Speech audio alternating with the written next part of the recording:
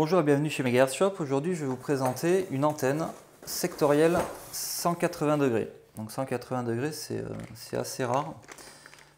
Donc une antenne assez particulière aussi d'un point de vue conception. Donc ici, on a toute la partie fixation et visserie. Un connecteur RJ45 étanche, on verra après, et l'équerre de fixation.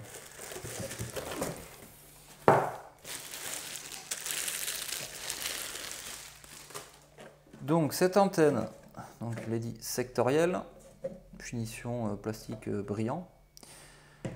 On a ici les points d'attache pour la fixation, qui est elle aussi plutôt bien conçue, puisqu'on peut vraiment la mettre exactement comme on veut.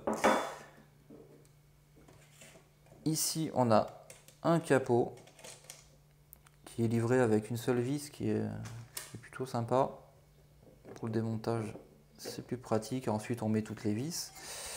Donc on a la plaque, ici un joint, et on voit qu'à l'intérieur on a deux connecteurs d'antenne, donc N femelle, pour brancher donc des points d'accès double polarité.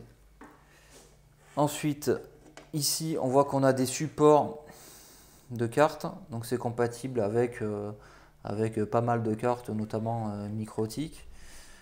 Malheureusement, il n'y a pas de liste de compatibilité.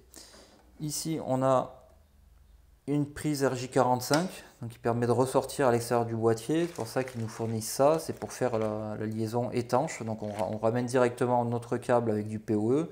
Et ici, on peut se brancher sur une carte Micro-Tik qui serait vendue nue.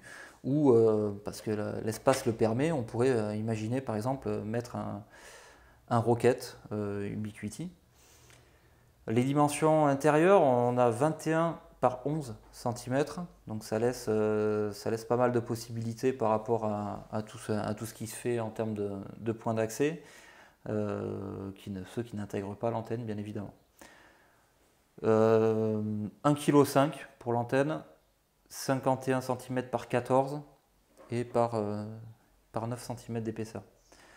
Donc tout ça pour 89 €. Donc on a une antenne qui permet pas mal de choses. On peut vraiment s'adapter à beaucoup de produits.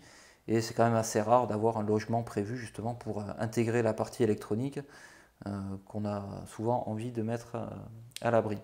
Donc connectique N femelle ici, si par exemple vous partez sur une carte ou sur un Rocket par exemple, qui est en RPSMA, on propose les pigtails article 1592 N15. Donc c'est des petits pigtails flexibles qui permettent de se relier à la plupart des points d'accès, puisque c'est une connectique relativement standard.